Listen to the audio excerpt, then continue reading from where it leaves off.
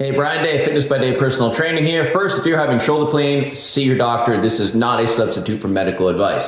That said, let me arm you with some information. So what we have here, and I'm mirroring it, is basically modeled the skeleton of your shoulder. If you're getting pain in your shoulder when you go to elevate your arm and when you go to lift your arm, it's possible what you're experiencing is what they call impingement syndrome. So all that really means is we're getting inflammation when this part of your arm, your upper arm bone, your humerus, when this part, which is the same as this part right here, goes to elevate and externally rotate, it might be unduly being impacted into the tissue here that makes up your shoulder capsule along with the skeleton here. Now here's the point that's of interest.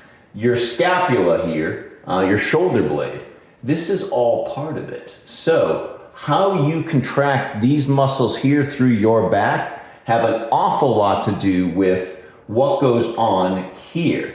So it's an easily overlooked issue when you have someone who's experiencing pain here, but while they're doing an overhead movement at the gym or even just in life, they're not contracting the musculature that holds on to the shoulder blade here in a way that enables this part of your shoulder to operate optimally.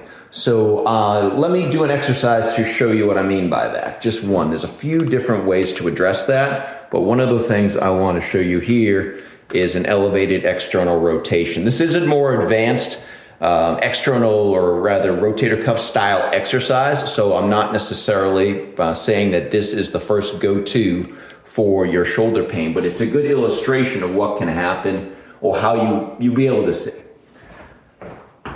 So we notice here, when I go to elevate my arm here, I can do so with these muscles not engaged, or I can do so with these muscles engaged. And then when I go to do so with the external rotation there, you can see if those muscles are relaxed, everything, the head of this humerus is allowed to slide forward in that shoulder capsule. However, if I contract those back muscles and drag the head of that humerus, keep it centered in that shoulder capsule, I can manipulate and control the motion of that shoulder blade such that it's directly affecting what's happening as far as the amount of space I have for the front of that shoulder to operate properly.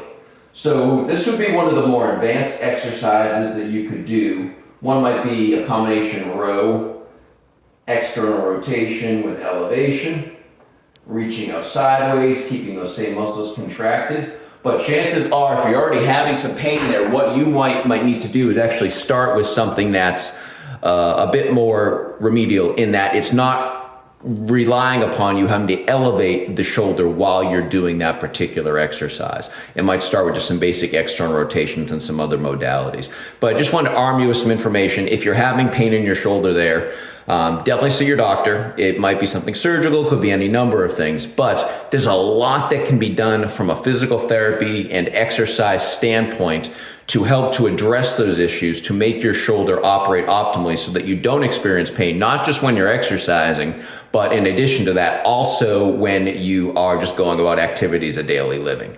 Anytime I can be of use, please feel free to reach out to me at fitnessbyday.com. Thank you very much.